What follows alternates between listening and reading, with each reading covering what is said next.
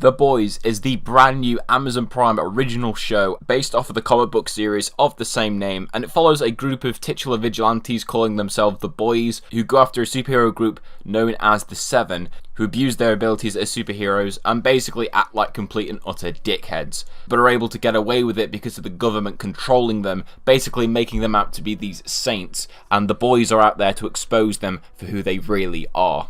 Now, I was really looking forward to this show for quite a few reasons. The cast that was involved with it have really had me excited going in. Karl Urban, of course, being the big name actor on this show, who I always love, seeing a lot of the other names as well, but the one that really made me excited, and probably one that not many people were excited about, but probably just me and a few others, was my boy Anthony Starr, who, of course, if you do not know, played the main character of Lucas Hood on Banshee, which is my second favourite show of all time. I will always name drop that show at every opportunity, but also just because the show itself looks really cool and interesting. This show completely and utterly surprised me, even with my excitement going into it. This is easily, without a question, the best TV show of 2019. There's no debate for that. Like, it was just so amazing. I'm going to start with the performances because the entire cast here was brilliant. They have this great mix of actors that we've seen beforehand in other roles, like I say, actors like Karl Urban and Elizabeth Shue, but also being able to mix them in with these other actors who I've never seen in anything else beforehand. The standouts for me, like I say, Karl Urban as Billy Butcher. I mean, he always gives 100% in all of his roles. I absolutely loved his British accent in this. It was so brilliant. Just to hear him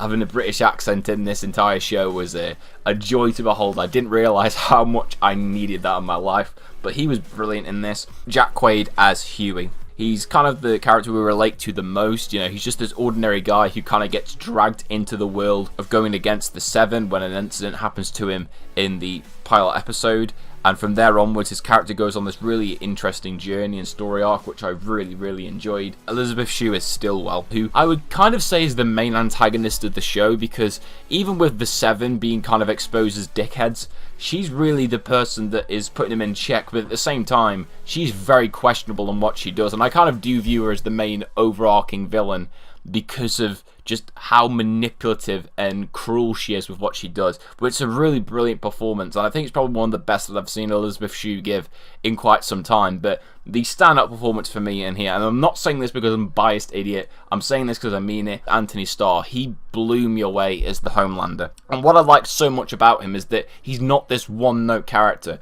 There's so many layers to him. He's viewed to the public as this Superman, basically their version of Superman. But then you peel back the layers and you understand his mentality, you understand what he wants. He believes that he should have all the power because he basically is unstoppable. He believes that he should be a one-man ruler.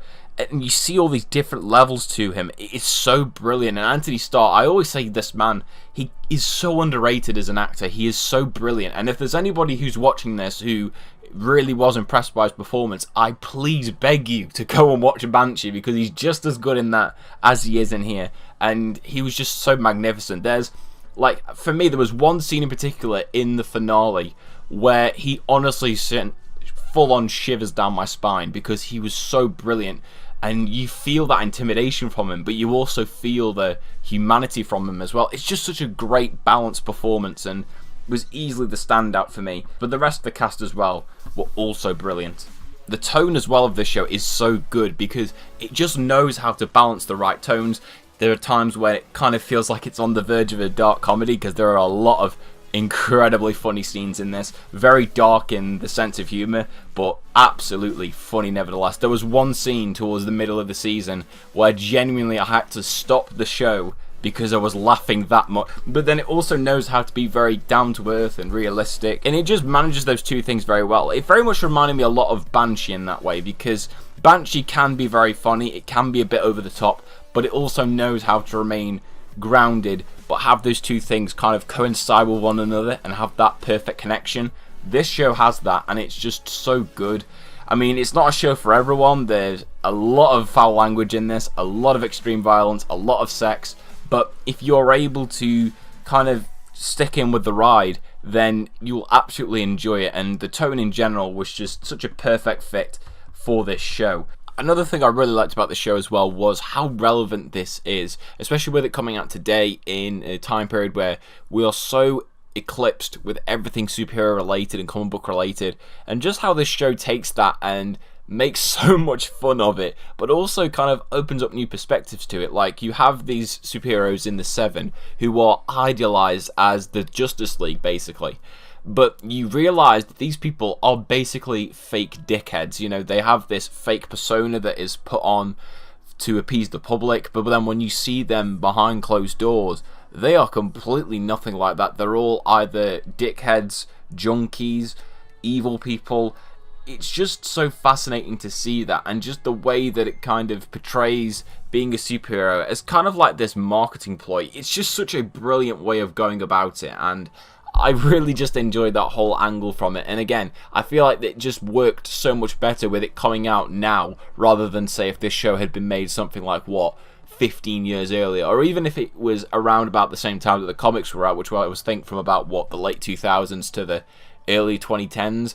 It's just, it came out at the right time, and it just really works because of that. And as well, the action in this show, when it does have action, it was really, really fun. Very, very brutal, very gruesome. Like I say, very Banshee-esque in that regard.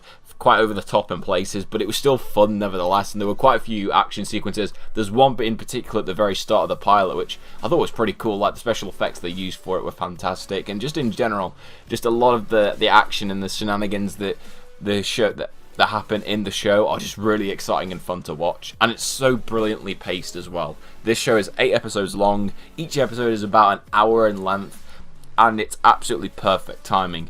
It doesn't feel like it's rushing itself. It doesn't feel like it's overstaying its welcome. It just has that perfect balance of knowing when to start and when to end things.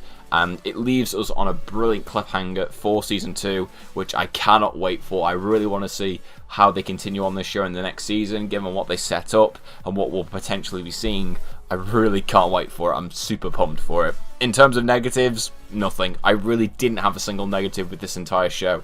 It was brilliant from start to end. Like I said, this is easily the best TV show of 2019 so far. Maybe one of the best news shows I've seen in quite some time. This and Altered Carbon definitely are like two of the best original shows that I've seen since the ending of Banshee, which was like 2016. So I'm really excited for what this show's going to do in the next season. In terms of a final verdict, 10 out of 10. Really, I'm genuinely saying that. I cannot think of a single problem with The Boys. I loved it from start to finish. If you have Amazon Prime and you've not seen this, do yourself the favour and watch it now. It is awesome. So thank you all very much for watching my review on Season 1 of The Boys. If you have seen it, let me know in the comment section down below what you thought about it, and did you enjoy it as much as I did. Leave a like on the video, subscribe to the channel if you are new, and I'll hope to see you all again next time.